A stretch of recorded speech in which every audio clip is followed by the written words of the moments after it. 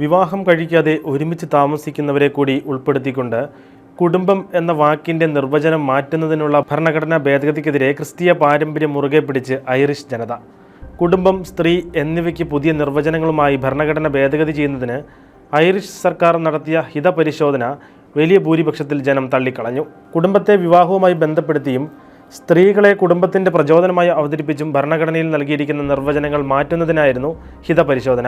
വിവാഹേതര ബന്ധത്തെ ഉൾപ്പെടുത്തി കുടുംബം എന്ന വാക്കിൻ്റെ നിർവചനം മാറ്റുന്നതിനുള്ള ഭരണഘടനാ ഭേദഗതിക്കെതിരെ 67.7% ഐറിഷ് ജനതയാണ് നിലപാട് ഘടിപ്പിച്ചത്. ഇതുമായി ബന്ധപ്പെട്ട ഭേദഗതി കൊണ്ടുവരുന്നതുമായി അഭിപ്രായം അറിയുന്നതിന് നടത്തിയ റഫറണ്ടത്തിലാണ് എതിർപ്പ് പ്രകടമാക്കിയത്. ഹിതപരിശോധന അനുകൂലമാവുകയും നിർദ്ദേശം നടപ്പിലാക്കുകയും ചെയ്തിരുന്നെങ്കിൽ വിവാഹം കഴിക്കാതെ ദീർഘനാളായി ഒരുമിച്ച് താമസിക്കുന്ന രീതികൾക്ക് കുടുംബം എന്ന പദവി ലഭിക്കുമായിരുന്നു. എന്നാൽ ബഹുഭൂരിപക്ഷവും നിർദ്ദേശത്തെ എതിർക്കുകയായിരുന്നു. വീട്ടിൽ അമ്മയുടെ ചുമതലയെ സംബന്ധിക്കുന്ന ഒരു വാചകത്തിൽ ചില തിരുത്തലുകൾ വരുത്തുവാനുള്ള നിർദ്ദേശത്തെയും പൊതുജനങ്ങൾ എതിർത്തു. ഈ നിർദ്ദേശത്തെ എതിർത്തത് 73% പേരാണ്.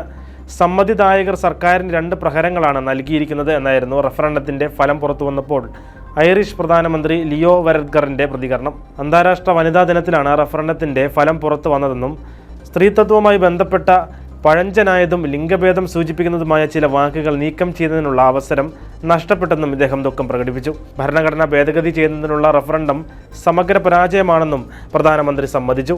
നേരത്തെ അയർലൻഡിലെ പ്രമുഖ രാഷ്ട്രീയ പാർട്ടികളും മറ്റ് സ്വാധീനമുള്ള ഗ്രൂപ്പുകളും ഹിതപരിശോധനയെ ശക്തമായി പിന്തുണച്ചപ്പോൾ യാഥാസ്ഥിക ഗ്രൂപ്പുകളും രാജ്യത്തെ കത്തോലിക്ക മെത്രാന്മാരും എതിർപ്പ് പ്രകടമാക്കണമെന്ന് വിശ്വാസി സമൂഹത്തോട് ആഹ്വാനം ചെയ്തിരുന്നു.